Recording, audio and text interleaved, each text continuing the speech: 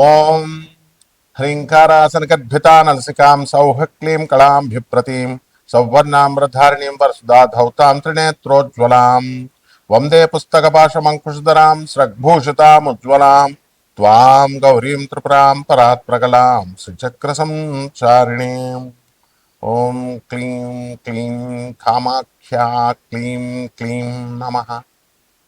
మనకి కామాఖ్యాదేవి గురించి అంబుబాచి అనేటటువంటి ఉత్సవం మనకు సంవత్సరానికి ఒక్కసారి జరుగుతుందని తెలుసు. అయితే అది ఎప్పుడు జరుగుతుంది అని అంటే మనకి ఆషాఢ మాసం శుక్లపక్షం సప్తమి నుంచి ఏకాదశి తిథుల్లో జరుగుతుంటుంది. అయితే అమ్మవారు ప్రతి నెల కూడా రజస్వల అవుతుంది, మనకి బహిష్ట అవుతుంది. అయితే సంవత్సరానికి ఒక్కసారి మాత్రమే మనం ఆ టెంపుల్ అథారిటీస్ వాళ్ళు ఫంక్షన్ చేస్తారు. అది ఎప్పుడు అంటే ఈ యొక్క ఆషాఢ శుద్ధ సప్తమి నుంచి ఏకాదశి తిథి వరకు. అది ఎప్పుడు పడింది మనకి జూన్ 22వ తేదీ నుంచి జూన్ 26 వరకు ఫంక్షన్ జరుగుతుంది, ఫెస్టివల్. అంటే అప్పుడేనా అండి అంటే సంవత్సరం అంతా కూడా జరుగుతుంది. ఇప్పుడు పుష్కరాలు ఉన్నాయి, మనం పుష్కరాలు సంవత్సరం అంతా కూడా ఇప్పుడు యమునా నది పుష్కరాలు జరుగుతున్నాయి. దేవగురు అయినటువంటి బృహస్పతి కమండలంలో ఉన్నటువంటి పుష్కరుడు యమునా నదిలో ప్రవేశించాడు. ఎక్కడ కర్కాటక రాశి, గురుడు కర్కాటక రాశిలోకి వచ్చినప్పుడు.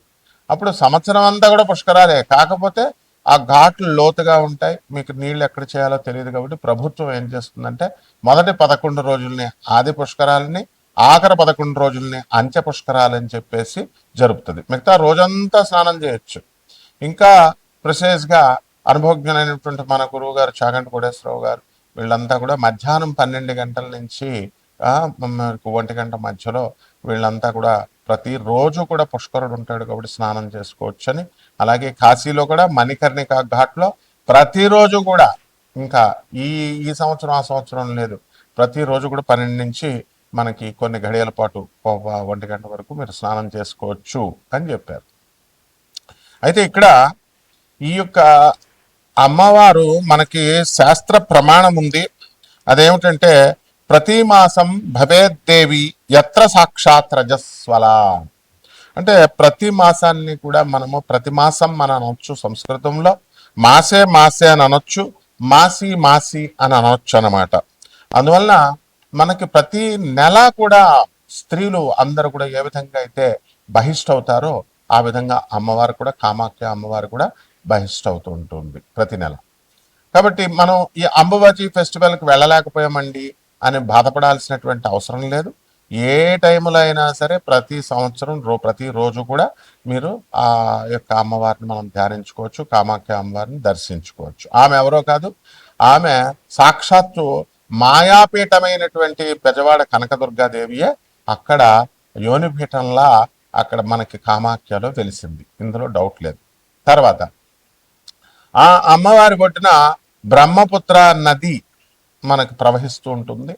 ఆ బ్రహ్మపుత్ర నది లో మనకి ఈ యొక్క ఉత్సవం అనేటటువంటి జరుగుతుంది. అక్కడ ఒక ఘాట్లో కుంకుమ వేస్తారు. కుంకుమ వేసి అమ్మవారి మిగిలిపోయినటువంటి ఈ యొక్క పూలు పుష్పాలు కుంకుమ వేయడం వల్ల ఆ వాటర్ అనేటటువంటిది ఎర్రగా అక్కడ మాత్రమే ఉంటుంది. దాన్ని పట్టుకొని వీళ్ళందరూ కూడా బ్రహ్మపుత్ర అనేది ఈనిందా అని ఎర్రగా ఉంటుంది అని చెప్పేసి పుకార్లు లేపారు. అతిశయోక్తి, ఎగ్జాగరేట్ చేశారు. అదేవిధంగా అమ్మవారు అక్కడ వాటర్ అంతా కూడా లైట్ పింక్ కలర్, గ్రీన్ కలర్లో ఉంటుంది.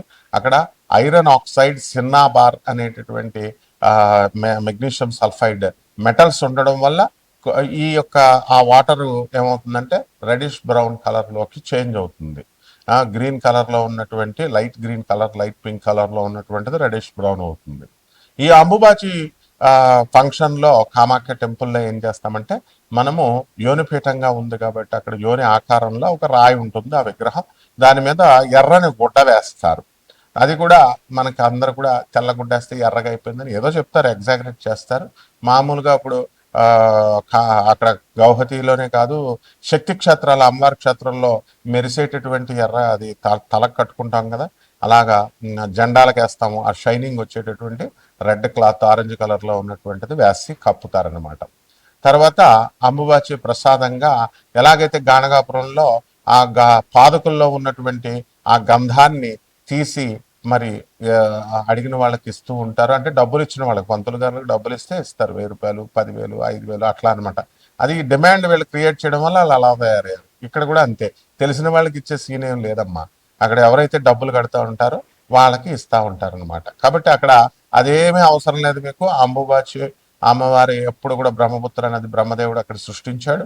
ఆ వాటర్ అక్కడ ఒక స్ప్రింగ్ ఉంటుంది, అంటే వాటర్ ధార, నీటి ధార ఆ అంబుబాచి అమ్మవారి కామాఖ్య టెంపుల్ లోపల అది ఆ యోనిపీఠం మీదగా స్రవిస్తూ ఉంటుంది, ప్రవహిస్తూ ఉంటుంది. ఆ వాటర్ని కొంచెం తీర్థం కింద మనం తాగుతాము.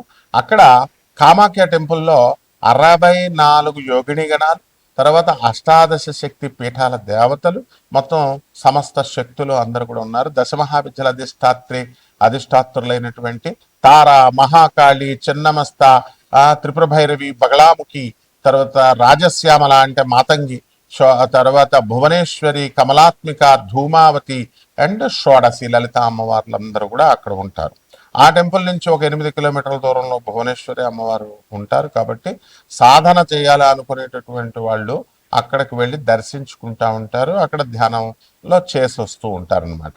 కాబట్టి ఇక్కడ మనకి ఈ అమ్మవారి గురించి ఏం చెప్పారు, పుష్కరాల్లో ఏ విధంగా అయితే మనకి, ఇప్పుడు మాది గోదావరి రాజమండ్రి, గోదావరి పుష్కరాల్లో ఆ సంవత్సరం అంతా కూడా మేము పెళ్లిళ్ళు చేయం ఆ నది ప్రవహించాడు. అలాగే మేము బెజవాడలో పెరిగాం, బెజవాడ కనకదుర్గ దేవస్థానం గురువుల దగ్గర, మా దత్తాత్రేయ శర్మ గారి దగ్గర మేము చదువుకున్నాం. కాబట్టి మరి అక్కడ ఆ కృష్ణానది ఒడ్డున మరి అక్కడ కూడా కృష్ణా పుష్కరాలు జరిగినప్పుడు పెళ్లిళ్ళు చేయం, ఆ నది ఒడ్డున ఉన్నటువంటి వాళ్ళు శుభకార్యాలు చేయరు పుష్కరాల్లో.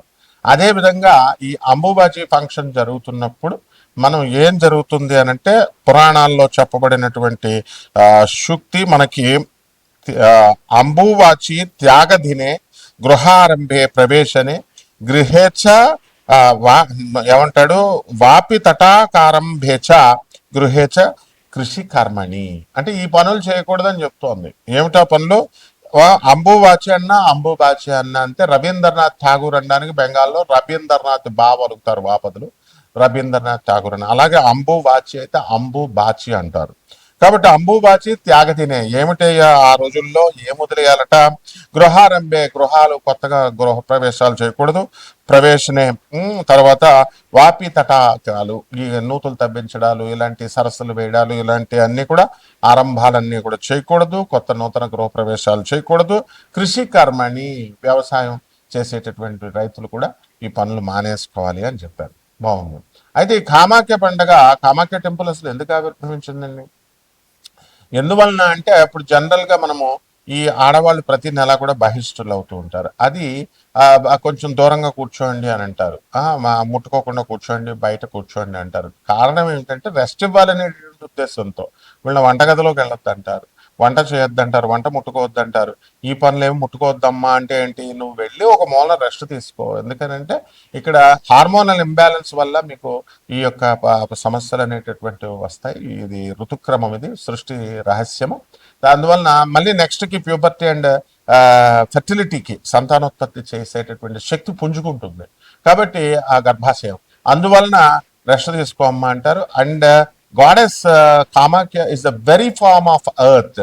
అందువలన ఆమె భూరూపంలో ఉన్నటువంటి భూదేవి కాబట్టి ఆ భూమికి మనం రెస్ట్ పీరియడ్ ఇవ్వాలన్నమాట. అందుకనే ఈ కార్యక్రమాలన్నీ కూడా వ్యవసాయము, దున్నడాలు, ఇలాంటి అన్ని కూడా చేద్దు, గోతులు తవ్వడాలని చెప్పాం. అలాగే ఈ యొక్క రజస్వలాన్ని అది మనం రెస్పెక్ట్ ఇస్తున్నారు అనేటటువంటి భావంతో మనం ఉంటాము. No, it is honour. అప్పుడు ఆ కామాఖ్య అమ్మవారికి స్త్రీ యొక్క బహిష్ట అవడం అనేటటువంటిది గౌరవప్రదమైనటువంటి పని, పవిత్రమైనటువంటి క్రియ అనేటటువంటి దాన్ని చెప్పడం కోసమే ఈ అంబుబాచి అనేటటువంటి ఫెస్టివల్ని మనం కామాఖ్య టెంపుల్లో జరుపుతాం అనమాట. ఆ తర్వాత ఈ యొక్క కామాఖ్య అమ్మవారి యొక్క, ఇప్పుడు వాళ్ళంతా ఎగ్జాగరేట్ చేసి చెప్తున్నారు, ఈ టెంపుల్కి వెళ్తే అసలు ఇంకా అష్టాదశ శక్తి పురాణాల్లో చెప్పేశారు, అష్టాదశ శక్తి పీఠాలకు అత్యంత శక్తివంతమైనటువంటిది అవేమీ కావు. అష్టాదశ శక్తి పీఠాలు అన్నీ కూడా ఈక్వల్. అండ్ ఈ యొక్క అష్టాదశ శక్తి పీఠాలు అన్నీ కూడా అన్నిటికీ మూలపీఠము, మాయాపీఠము బెజవాడ కనకదుర్గమ్మ దేవస్థానం. కాబట్టి అందువల్లనే ఆమె నుంచి ఈ అష్టాదశ శక్తిపీఠాలైనా ఈ కామాఖ్య అమ్మవార్లైనా మొత్తం దశమహావిద్యలన్నీ కూడా ఆవిర్భవించారు. ఆమె ఆది పరాశక్తి. అమ్మల గన్న ఎమ్మ ముగురమ్మల మూల పుటమ్మ చాలా పెద్దమ్మ సురారులమ్మ వేల్పుటమ్మల మనంబుల నుండెడి అమ్మ దుర్గ మాయమ్మ కృపాబ్ధినిచ్యుత మహత్వ కవిత్వ పటుత్వ సంపదల్ అని పోతనామార్చులు అమ్మల్నే కన్నా అమ్మ అమ్మ జగన్మాత తల్లి నువ్వు దుర్గా అని ప్రార్థిస్తాడు. అదేవిధంగా ఈ యొక్క ఆ మనకి బెజవాడ ఇంద్రకీలాద్రి పర్వతం మీద వెలిసింది కృతయుగం అన్నట్టు. అప్పుడు ఆ అర్జునుడు మనకి అక్కడి నుంచి పాశుపతాస్త్రాన్ని తెచ్చుకున్నాడు ఆ కొండ మీద. కాబట్టి ఆ బెజవాడ కనకదుర్గమ్మ దేవస్థానం ఎలాంటిదో, ఈ శ్రీశైలం అమ్మవారు భ్రమరాంబ ఎలాగో, కాళహస్తి జ్ఞానప్రసూనామ్మకి ఎలాగో, అష్టాదశ శక్తిపీఠాల దేవతలు ఎలాగో, ఈ ఈ యొక్క కామాఖ్య అమ్మవారు కూడా అంతే శక్తివంతమైనటువంటిది. ఆమె అక్కడ వెలిసింది కాబట్టి ఈ పీఠం ఎక్కువ ఆ పీఠం తక్కువ అనేది మనం చెప్పుకోకూడదు. అట్లాగా డిస్టింగ్విషన్ డిస్క్రిమినేట్ చేయకూడదు. ఇది కూడా ఎగ్జాగరేషన్ అవుతుంది. కాబట్టి శాస్త్రం ఏం చెప్తుంది, మాయాపీఠం అది అమ్మవారు. జ్ఞానినామ చేతాంశ దేవి భగవతి సా బలాదకృష్య మహాయ మహామాయా ప్రయచ్చతి అని చెప్పి జ్ఞానులు సైతం మాయలో పడేస్తానంటుంది. యా దేవి సర్వభూతేషు మాయారూపేణ సంస్థిత నమస్తస్యై నమస్తస్యై నమస్తస్యై నమో నమ అన్నారు. మాయలో మాయ రూపంలో ఉన్నటువంటి ఆ శక్తి నుంచి సృష్టించబడినయే ఈ అష్టాదశ శక్తిపీఠాలు. 51 శక్తిపీఠాల్లో ఒకటైనటువంటి కామాఖ్య కూడా. కాబట్టి ద్వాదశ రాశుల మీద ఈ కామాఖ్య అమ్మవారు ఉపాసన ఇంట్లో చేసుకోవడం ద్వారా అక్కడికే వెళ్ళలేదని బాధపడాల్సినటువంటి అవసరం లేదు. అక్కడికి టెంపుల్స్కి అసలు వెళ్ళాల్సినటువంటి అవసరం లేదు. అందరూ కూడా ఏంటంటే ఎంకరేజ్ చేసేస్తున్నారు, టెంపుల్స్కి వెళ్ళండి టెంపుల్స్కి వెళ్ళండి.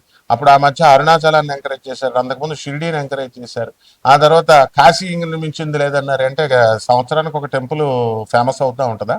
వీళ్ళ పర్పజల్ చెప్పేటటువంటి వాళ్ళ పర్పజల్ సర్వ్ అయినప్పుడు వ్యూస్ మీరు బాగా చూస్తూ ఉంటారు కాబట్టి వేరే దేవస్థానం గురించి చెప్తూ ఉంటారు. కాబట్టి దేవాలయాలకు వెళ్ళాల్సినటువంటి అవసరం లేదు. ఆ విగ్రహం అనేటటువంటిది ప్రతిబింబం అన్నమాట. ఆ దేవతకి ప్రతిబింబం ఇంట్లో చేసుకోండి. ద్వాదశ శక్తిపీఠాలన్నింటికి కూడా ద్వాదశ రాశులు వారు ఏ విధంగా ప్రభావితం చేస్తాయి అష్టాదశ శక్తిపీఠాలు, ఈ కామాఖ్య టెంపుల్ అనేటటువంటిది మనం ఒక్కొక్క రాశి వారిగా చెప్పుకున్నాం. తులారాశి. ఈ తులారాశి వారికి అందరికీ కూడా మనకి ఈ అంబుబాచి ఉత్సవం తర్వాత అంటే కామాఖ్య టెంపుల్ అమ్మవారి ఫెస్టివల్ తర్వాత నుంచి మనకి అద్భుతంగా ఉండబోతోంది. మీకు కేంద్రంలో 2 గ్రహాలునే రవి గుర గ్రహాలు. మరి జూలై 16 తర్వాత కేంద్ర రవి మీకు అద్భుతంగా మిమ్మల్ని ఉచ్చస్థితిలోకి తీసుకువెళ్తాడు. ప్రమోషన్స్ అనేటటువంటివి తీసుకురావడానికి కూడా అవకాశాలు ఉన్నాయి.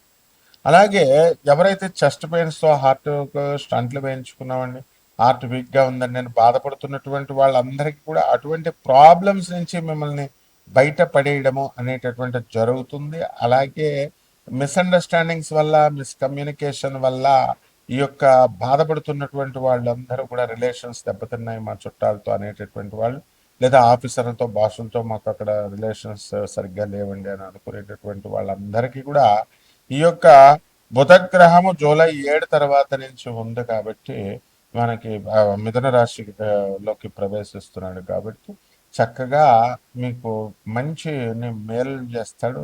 వ్యాపారాలన్నీ కూడా మీకు బ్రహ్మాండంగా సక్సెస్ఫుల్గా అవుతాయి. మీకు ఉద్యోగం చేసే చోట కానీ ఉద్యోగం దగ్గర కానీ చాలా కన్వీనియంట్గా మీకు కంజీనియల్ అట్మాస్ఫియర్, హైజెనిక్ అట్మాస్ఫియర్ ఉండడానికి అవకాశాలు ఉన్నాయి. అలాగే ఈ రాశి వారు ఎవరైతే సోషల్ మీడియా రంగంలో ఉన్నటువంటి వాళ్ళు ఉన్నారో అటువంటి వాళ్ళందరూ కూడా ప్రమోషన్స్ రావడము, ఇలా లాభ పొందడము అనేటటువంటిది జరుగుతుంది. అలాగే సినిమా యాక్టర్లు ఎవరైతే ఉన్నారో అటువంటి వాళ్ళకందరికీ కూడా బ్రహ్మాండమైనటువంటి ఈ యొక్క లాభాలు జరుగుతాయి. శుక్రుడు జూలై 14 తేదీ నుంచి లాభస్థితిగతుడు అవుతున్నాడు. కేతువు కూడా ఉన్నాడు లాభంలో. అందువలన ఫారెన్ నుంచి మీకు చక్కటి అవకాశాలు రావడము అండ్ చాలా ఉద్యోగం చాలా చాలా సంవత్సరాల నుంచి లేదండి అని బాధపడుతున్నటువంటి వాళ్ళందరికీ కూడా డ్రమటికల్గా మీకు ఉద్యోగం రావడానికి అవకాశాలు అధికంగా కనబడుతున్నాయి. అదేవిధంగా మీరు చేయనటువంటి తప్పుకి మీరు కోర్టుల చుట్టూ తిరుగుతున్నారు. మీ తల్లిదండ్రులు వాళ్ళు చేసినటువంటి ఫూల్ స్టెప్స్ వల్ల మీ పొలాన్ని వేరే వాళ్ళు తీసుకోవడము, వాళ్ళని కబ్జా చేయడం, కోర్టుల్లో వేయడం ద్వారా గత 20 సంవత్సరాలుగా మీరు ఈ బాధలు అనేటటువంటి చాలా మంది పొందుతున్నారు. కాబట్టి ఈ కోర్టు విషయాల్లో ఇంకా కానీ జడ్జిమెంట్కి కానీ ఇంకా దగ్గరికి రాలేదు. కాబట్టి అక్కడికి వాయిదాలకి వెళ్ళడము ఇదంతా కూడా ఇక్కడ కుటుంబాలు చూసుకోవడం, అక్కడ వాయిదాలు తిరగడం ఇవన్నీ కూడా కఠోరమైనటువంటి శ్రమ అనేటటువంటిది మీకు ఎక్కువగా ఇక్కడ ఉండడం అనేటటువంటి జరుగుతుంది. కాబట్టి ఈ యొక్క రాశి వారికి అందరికీ కూడా కుటుంబంలో మనశ్శాంతి లోపము అనేటటువంటిది ఉంటుంది. రాహు కుంభరాశిలో ఉన్నాడు, మరి శని వక్రించి ఉన్నాడు కాబట్టి దీర్ఘాయుష్షు, ఆరోగ్యకరమైనటువంటి మంచి అలవాట్లు మీకు రావడం అనేటటువంటి జరుగుతాయి. కాబట్టి పరిహారాల దగ్గరికి వచ్చేసరికి రాహు జపం చేసుకోండి, రాహు స్తోత్రాలు చదవండి. రాహుకి కిలోంపావు మినుముల్ని ఆవుపేట రంగు ఉన్నట్టు వస్త్రాల నుంచి పేద బ్రాహ్మణికి శనివారం నాడు ఉదయం 8 గంటలకి దానం చేసుకోండి. దశమహావిద్యల్లో ఒకటైనటువంటి భువనేశ్వరి అమ్మవారి యొక్క హోమాన్ని, అమ్మవారి యొక్క మంత్ర జపాన్ని మీ ఇళ్లలో చేసుకోండి, బ్రహ్మాండంగా ఉంటుంది. అదేవిధంగా ఖచ్చితంగా ఒక మర్రి చెట్టుని మీరు పెంచాల్సినటువంటి అవసరం ఉంది. మీ ఇంట్లో వేసేదానికి చక్కగా దాని యొక్క ఓడలు, దాని యొక్క మర్రి వేళ్ళని మీరు తీసుకొని పూజలో మీరు చేసుకున్నట్లయితే బ్రహ్మాండంగా ఉంటుంది.